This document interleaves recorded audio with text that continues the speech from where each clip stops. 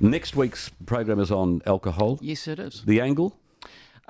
Well, alcohol's an interesting thing in this country. We think we have this huge problem with kids getting drunk in the street, which we do. But it's really convenient for us to think that they're the whole problem. And actually, the truth is that we're the problem. You know, there are... Who's we? All of us.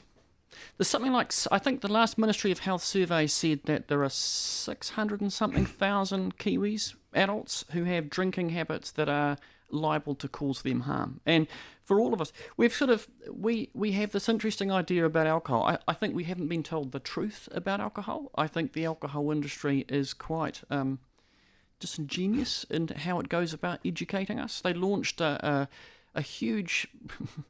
huge in inverted commas thing a couple of years ago. They called it the Tomorrow Project. This was them saying, we care about you, New Zealand, and we want to educate you about alcohol and how to drink in a healthy way. So this was the brewery, so it was beer, wines and spirits. Huge industries. They launched this Tomorrow Project. It turns out that pretty much what it is one person working part-time from home on a website which I think has some fairly disingenuous information on it. Here's the other side of the story or the equation of being told the truth or not. Yes. We've been told that, all our lives that alcohol kills your brain cells, kills them off. A report out on the 4th of August.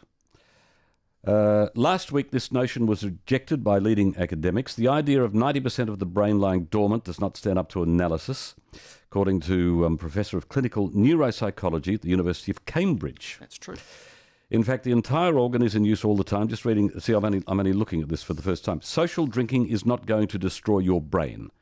Though one tipple too many can make simple tasks such as walking and talking difficult, social drinking cannot cause permanent damage to the brain. Alcohol cannot kill brain cells, according to a consultant neurologist with the University Hospitals Birmingham NHS Trust. What it does is temporarily block brain cells from functioning properly. You accept that or reject it, or what do you say? I think one of the difficult things about seeing research reported, with all due deference to journalists, is that you really need to go back and look at the original study. So you need to look at who did it and what they found. And I'm sure it's the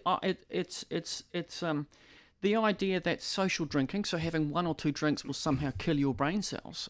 There may well be some suggestion that's true, but what you'll find will happen is the alcohol industry will, through in various ways, they'll be promoting this like billio. So we're all going, it's fine. They won't talk about the cancer risk. They won't talk about the social cost. They won't talk about all of the other stuff. Alcohol is toxic on every organ in the body. It serves, and I'm not against alcohol. I don't think we should get rid of alcohol. I think if you want to have a beer, you should be able to have a beer. If there are risks, we should be able to do things that involve risks that aren't necessarily good for us, but we should be given accurate information about what that is. Now, what the alcohol industry have done is they've spent a long time basically telling us that actually it's pretty good. It's good for your heart. It's which isn't true.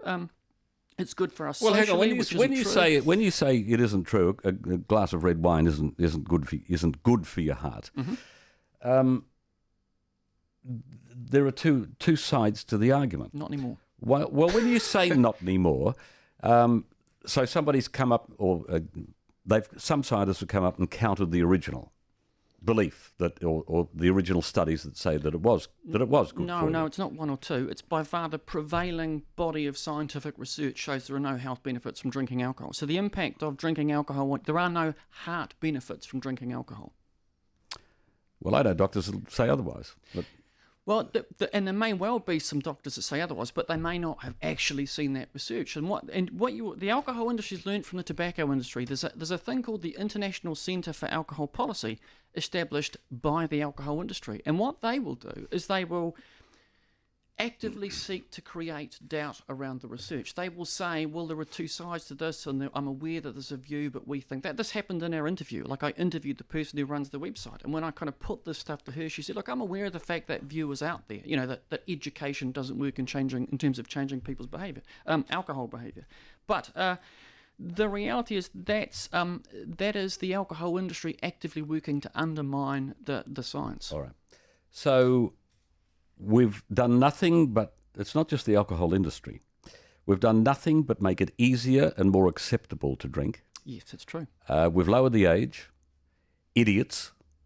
With you there. There is, and I know that you'll agree with this, that when we're born, we grow and we develop and we reach a point where we are mature. And I'm talking about physically, psychologically, physically, etc. And that you can choose, you could tell me where you think that we arrive at that, where your brain is fully developed, your frontal lobe, etc. Mid-20s. Mid-20s.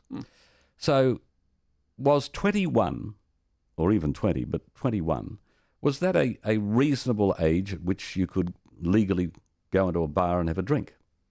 Yeah. I mean, I think what we should do is lowering the age was the worst thing to do, because we know that alcohol does have an impact on developing brains, and there's a huge amount of brain development happening for teenagers, for adolescents. So, and when I was a student, 18, 19, I drank far more.